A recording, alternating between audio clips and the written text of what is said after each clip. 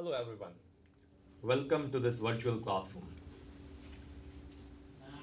આજે આપણે એક સરળ અને સરસ ટોપિક જેનાથી આપણે ઇંગ્લિશની શરૂઆત કરી શકીએ એવો એક ટોપિક ભણવાના છીએ. ઇન્ટ્રોડ્યુસિંગ yourself, someone, asking about someone and exchanging information. આ એકદમ બેસિક અને પ્રાઇમ ટોપિક છે. તમારી સ્ક્રીન ઉપર હવે આવે છે એક સ્લાઇડ જેની અંદર આની અંદર આપણે શું શું શીખવાના છીએ એની વિશે થોડી વાત કરીએ. ઇન્ટ્રોડ્યુસિંગ યોરસેલ્ફ એ લેંગ્વેજ ફંક્શન છે. એ આપણી પોતાની જાતને કે બીજાને ઇન્ટ્રોડ્યુસ કરવાનું છે. Today the world is shrinking. It has become a global village. આવા સમયમાં આપણે રોજ કોઈને કોઈ વ્યક્તિને મળતા હોઈએ છીએ. તમે વિચારો કે પબ્લિક પ્લેસીસ ઉપર, કોલેજ ઉપર, તમારી ઓફિસમાં કે બીજી કોઈ પણ જગ્યાએ કે જ્યાં તમે કામ કરો છો, ત્યાં તમે રોજબરોજ જાઓ છો, ત્યાં તમે રોજ કેટલી નવી વ્યક્તિને મળો છો. આ બધી જ વ્યક્તિઓને તમારે પોતાની જાતનું ઇન્ટ્રોડક્શન આપવાનું હોય છે, તમારી જાતની ઓળખ આપવાની હોય છે. At the same time you also need to introduce others who are with you always. So we need to introduce ourselves in day-to-day life. In language functions, we use some specific vocabulary items to introduce ourselves. There are certain vocabulary items, થોડા શબ્દો છે કે જે ફક્ત introduction માટે જ વપરાતા હોય છે. આની સાથે સાથે ભાષાની અંદર થોડા સ્ટ્રક્ચર્સ, થોડી ગ્રામેટિકલ પેટર્ન્સ રહેલી હોય છે. એ પણ ફંક્શન સ્પેસિફિક હોય છે. અંગ્રેજી ભાષામાં ઘણા બધા લેંગ્વેજ ફંક્શન્સ છે. દરેક ફંક્શનના અલગ અલગ શબ્દો છે, અલગ અલગ ગ્રામેટિકલ સ્ટ્રક્ચર્સ છે, વાક્ય રચનાઓ છે. So this lesson will focus on specific vocabulary items related to introducing ourselves, others, and exchanging information. We'll also look various grammatical structures that focus on the same. Let's see in brief on your screen what is the language focus of this lesson.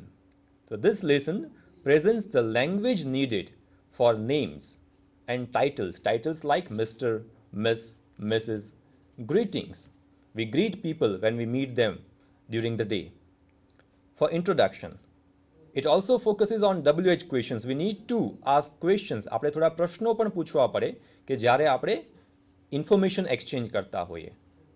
And when we ask questions, we have to answer the questions. So we answer in yes and no type questions, short answers and statements with be.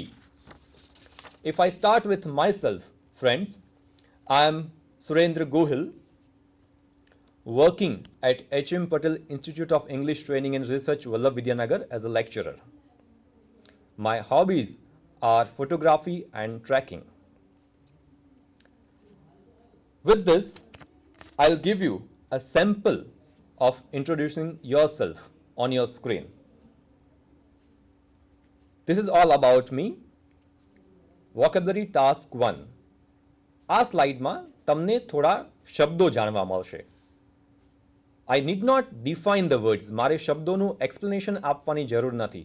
તમે ફક્ત આ મારા વિશેની information વાંચો શાંતિથી અને તમને આપોઆપ શબ્દોનો અર્થ ખબર પડી જશે.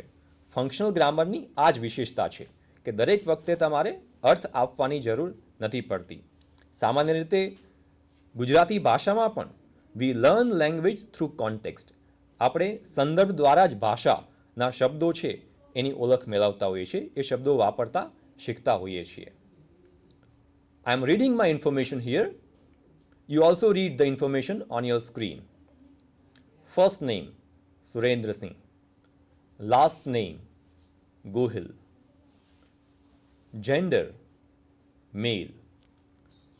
Category, open or general. Marital status, single. Profession, teacher. Friends, I am sure તમને આમાંના બધા જ શબ્દોનો અર્થ ફક્ત મારા એક સામાન્ય ઇન્ટ્રોડક્શનથી ખબર પડી ગયો છે. I am giving you a task now. It's a vocabulary task based on the same vocabulary items that you have read before a few seconds. On your screen is the vocabulary task 2. Fill in the blanks with relevant information. તમને લાગુ પડતી હોય એવી information આમાં ભરો. સાથે સાથે આ બધું તમારી નોટબુકમાં લખી પણ લો. હું અહીંયા સાથે વાંચું છું, તમે મને સાંભળો અને તમને લગતી ઇન્ફોર્મેશન છે એ આમાં ભરી શકો છો. First name, whatever your first name may be, Rahul, Sunil, Kiran, Surendra, whatever it may be. Your last name, that is your surname, તમારી અટક જેને આપણે કહીએ છીએ, તો એ તમે લખો ખાલી જગ્યામાં. Gender, we have only 2 genders, male, female. તમને લાગુ પડતી ઇન્ફોર્મેશન ત્યાં આપો. કેટેગરી, મિત્રો આપણે ઘણા બધા ફોર્મ્સમાં જ્યારે પણ એક્ઝામ માટે અપ્લાય કરીએ છીએ, કોઈ સ્કીમ માટે અપ્લાય કરીએ છીએ કે કોઈ પણ ગવર્મેન્ટ ડોક્યુમેન્ટ્સમાં આપણે આપણી જેન્ડર લખવી પડતી હોય છે. તો એ જેન્ડરને આપણે અમુક ટાઇટલ્સ આપેલા છે, અમુક એબ્રિવિએશન્સ પણ એમાં યુઝ થાય છે. ફોર એક્ઝામ્પલ, જે જનરલ કેટેગરી જે સામાન્યમાં આવે છે એને ઓપન પણ કહે છે, જનરલ પણ કહે છે. ઓબીસી, એસસી, એસટી એવા થોડા એબ્રિવિએશન્સ પણ છે, તો તમે એ પણ આમાં લખી શકો. બધાને પોતાની કેટેગરીનો ખ્યાલ છે. Marital status, single or married. If you are not married you may write single, if you are married you may write married. જો લગ્ન થઈ ગયા છે તો મેરિડ એવું લખો. એન્ડ યોર પ્રોફેશન, તમારો વ્યવસાય શું છે. Are you a teacher, a farmer, an artist, a doctor, whatever you may be.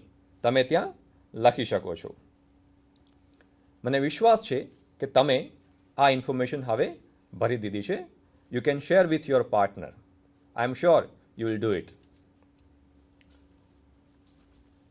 Now, there is a simple task for you. હું આનો જવાબ સીધો નથી આપતો કારણ કે મને ખાતરી છે કે all of you know this. અંગ્રેજીમાં ઘણા બધા ટાઇટલ્સનો આપણે ઉપયોગ કરીએ છીએ, like mister, miss, miss, missus. અહીંયા તમારી સામે એક ટેબલ છે જેમાં ટાઇટલ્સ આપેલા છે mister, miss, miss and missus. If you are unmarried, જો તમે સિંગલ છો, લગ્ન નથી થયા, તો તમે મિસ્ટર ક્યાં ક્યાં વાપરશો. ઇફ યુ આર મેરિડ તો તમે મિસ્ટર ક્યાં વાપરશો, વપરાય કે ન વપરાય એ ફક્ત ટીક માર્ક કરવાનો છે મેલ્સ અને ફિમેલ્સ માટે, સ્ત્રી અને પુરુષ માટે. તો તમને થોડો સમય આપું છું, આ ટેબલને ધ્યાનથી વાંચો અને અપ્રોપ્રિએટ ટાઇટલ્સનો ઉપયોગ કરો સિંગલ અથવા તો મેરિડ માટે. આ બધા જ ટાઇટલ્સ મને વિશ્વાસ છે તમે બધાએ ક્યાંક ને ક્યાંક સાંભળ્યા છે. Just check yourself. Tick mark appropriate title for single and married males and females. In the next slide, I am giving you the answers. Please check. Check your answers. How many of you are correct? Check it first. I am giving you the answers. હું તમને જવાબ આપું છું. Mister એ પુરુષ માટે વપરાય છે, મેલ માટે વપરાય છે અને બંને માટે વપરાય છે. It is used for single, it is also used for married. In females, સ્ત્રીઓમાં આપણી પાસે 3 ઓપ્શન્સ છે, miss, miss and missus. Miss, જો થોડો ડિફરન્સ છે ઉચ્ચારણમાં, પ્રોનન્સિએશનમાં. MS is pronounced as Ms and MISS is pronounced as Miss. Ms A single અને married બંને માટે વપરાય છે, જ્યારે મિસ MISS એ ફક્ત સિંગલ, જ્યાં સુધી લગ્ન ના થયા હોય ત્યાં સુધી વપરાય છે, જ્યારે મિસિસ એ લગ્ન પછી આફ્ટર મેરેજ એ વપરાય છે. I am sure you have understood the titles by now. આ ટાઇટલ્સની સાથે એક વસ્તુ એ પણ ક્લિયર કરી દઉં કે ટાઇટલ્સ ક્યારે વપરાય. હંમેશા ટાઇટલ્સ છે મિસ્ટર, મિઝ, મિસ, મિસિસ એ બે કન્ડિશનમાં જ વપરાય છે. ધ ફર્સ્ટ વન ઇઝ જ્યારે આપણે ફર્સ્ટ નેમ અને લાસ્ટ નેમ એ બંને લેતા હોય ત્યારે જ આગળ ટાઇટલ લગાડવાનું હોય છે. For example, mister Kiran Chauhan or mister Surendra Gohil, તો એમાં ફર્સ્ટ નેમ અને લાસ્ટ નેમ એ બંને સાથે લઈએ છીએ અને એની આગળ ટાઇટલ આવે, નહીંતર ટાઇટલ ન આવે. બીજી જે કન્ડિશન છે that is if I am talking about only the last name or family name, જેને આપણે કહીએ છીએ, અટક જેને કહીએ છીએ, તો ત્યારે જ આપણે ટાઇટલનો ઉપયોગ કરતા હોઈએ છીએ. For example, mister Gohil or mister Chauhan or mister Shah, તો આવી પરિસ્થિતિમાં જ આપણે ટાઇટલનો ઉપયોગ કરતા હોઈએ છીએ. તમારી સ્ક્રીન ઉપર હવે હું તમને થોડી એડિશનલ ઇન્ફોર્મેશન આપું છું કે જે આપણે ફોર્મલ વેમાં જ્યારે કોઈ રિઝ્યુમી કે બાયોડેટા તૈયાર કરતા હોય ત્યારે એની જરૂર પડે છે. એ જે ઇન્ફોર્મેશન છે એમાં જે શબ્દો છે એની પણ થોડી તમને સમજ આપી દઉં. મોટા ભાગે જ્યારે આપણે આપણું ભણતર, આપણો અભ્યાસ પૂરો કરી લઈએ એ પછી આપણું રિઝ્યુમી, જેને તમે CV પણ કહેતા હો છો, તો એ તૈયાર કરીએ છીએ. And in that we need to give certain information. Residential address or your permanent address, that is one of them. જે તમારું કાયમી સરનામું છે, your residential or permanent. Please focus on પ્રોનન્સિએશન. હું જે ઉચ્ચારણ કરું છું એની ઉપર ખાસ ધ્યાન આપજો. સો your residential address or permanent address. Residential or permanent address that is needed. Second is address for correspondence. Now how do they differ?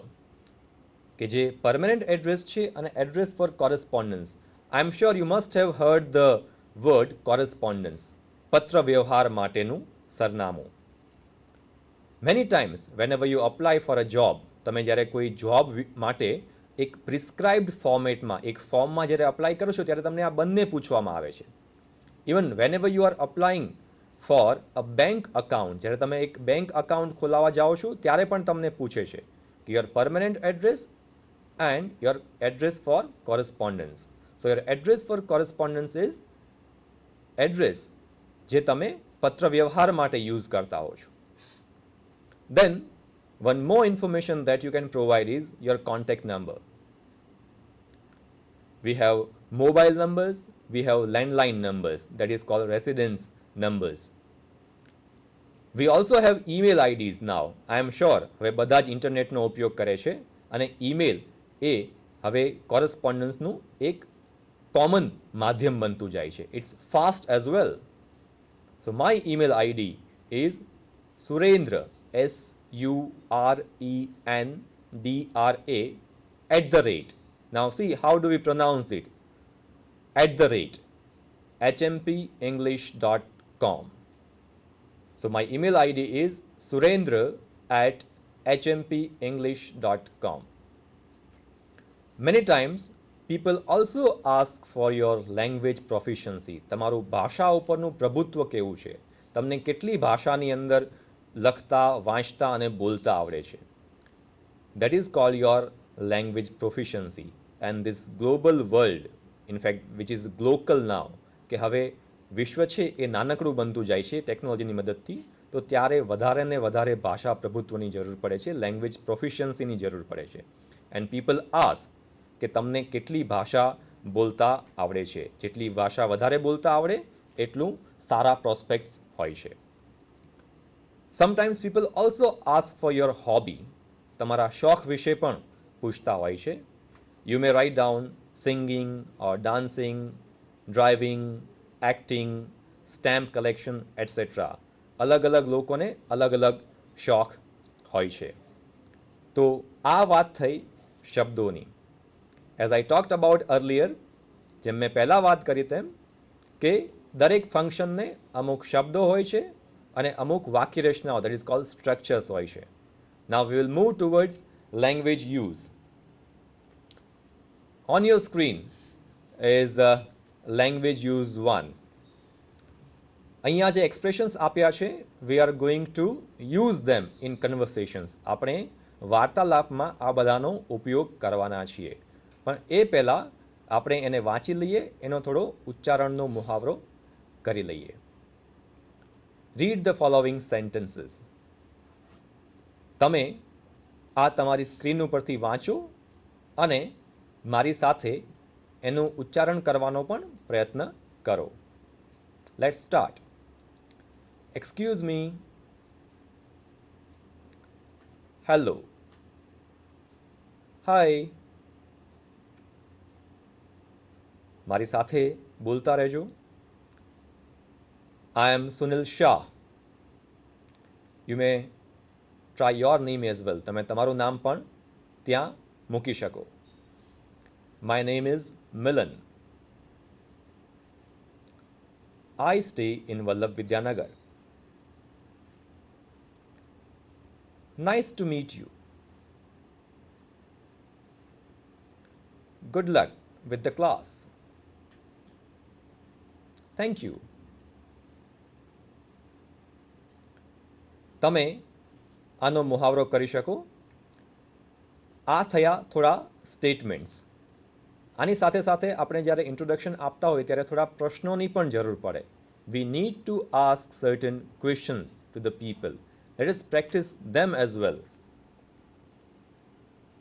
On your screen are some questions. Read the following questions. તમે તમારી screen ઉપરથી વાંચો અને હું એ પ્રશ્નોનું ઉચ્ચારણ કરું એ પછી તમે પણ એ રિપીટ કરો. What is your name?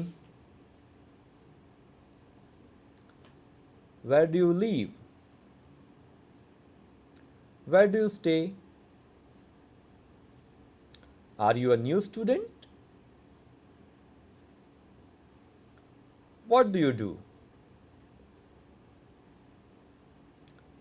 So friends, these are a few common questions and a few common statements that we use in day-to-day conversation.